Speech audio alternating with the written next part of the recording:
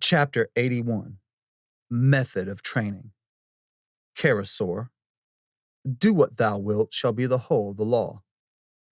The first and absolutely essential task for the aspirant is to write his magical record. You know some elementary mechanics, the triangle of the forces, and all that. Well, if we have a body acted on by two equal forces, one pulling it east, the other south, it will tend to move in a southeasterly direction. But if the south force is, say, twice as strong, it will move south of southeast. Now you, sitting in your study reading this letter, got there and were compelled to do that as the result of the impact upon you of countless quintillions of forces of every kind. I don't expect you to discover all these and calculate and report them, but I want you to set down all the main currents. For so you should be able to get some sort of answer to the question, where do we go from here, boys? I am not a guesser, and I cannot judge you, or advise you, or help you, unless and until I know the facts as thoroughly as you are able to allow me to. The construction of this record is, incidentally, the first step in the practice called samasti, and leads to the acquisition of the magical memory, the memory of your previous incarnations. So there is another reason, terrifically cogent, for writing this magical record as clearly and as fully as you can.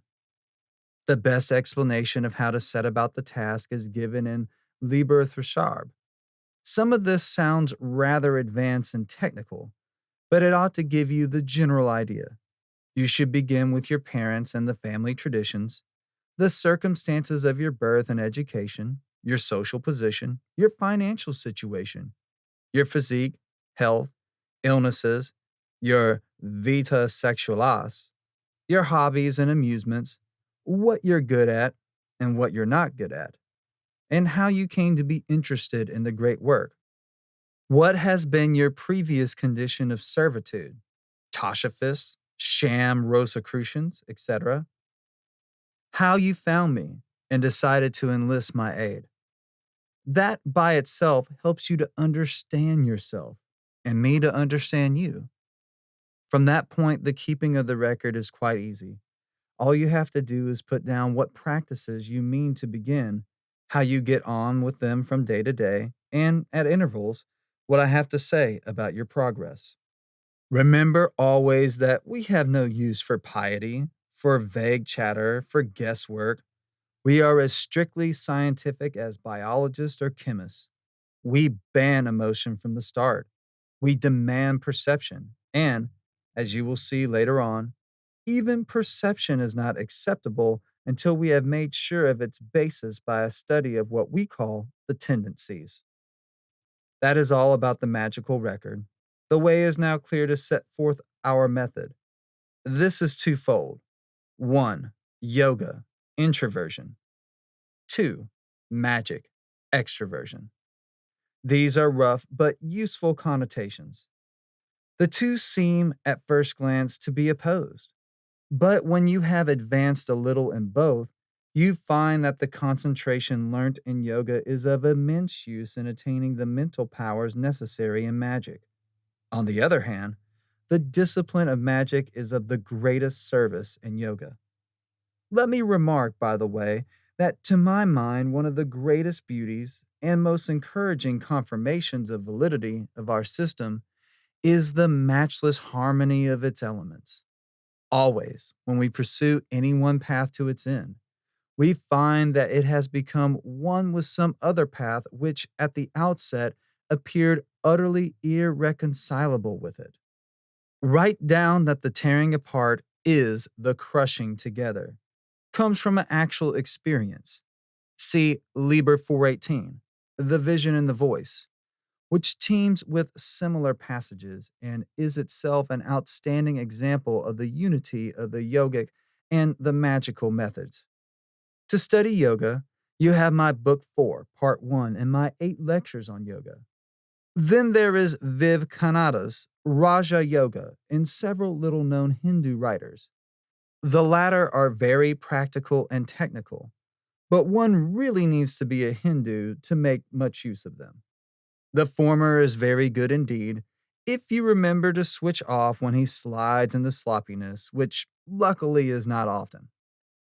To study Magick, Book 4, Parts 2 and 3, Magic in Theory and Practice, and 4, The Equinox of the Gods, add the Book of Thoth, and there you are.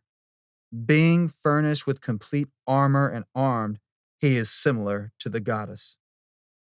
Of other writers, you have the Book of the Sacred Magic of Abrimlin the Mage, and any of the works of Eliphas Levi, but that's all. But I suppose you knew all this long ago. It may help if I try to expound the essence of these two methods in very simple language and very different language. By contrast and comparison, you should be able, without reading even one of all those books, to get a perfectly clear idea in perspective of what's coming to you. The process of analyzing, developing, and controlling the mind is the essence of all yoga practices. Magic explores and learns to control those regions of nature which lie beyond the objects of sense.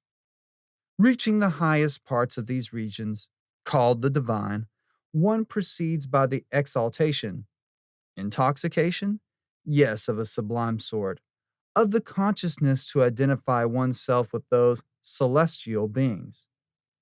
In yoga, various practices prevent the body and its functions from interrupting the mental process.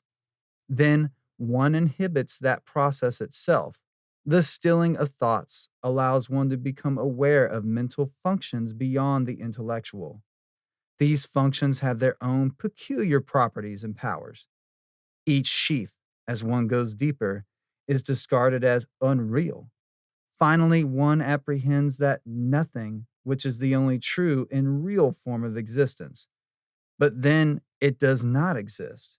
In these regions of thought, words always become nightmares of self contradiction. This is as it should be. In magic, on the contrary, one passes through the veil of the exterior world, which, as in yoga, but in another sense, becomes unreal by comparison as one passes beyond. One creates a subtle body, instrument is a better term, called the body of light.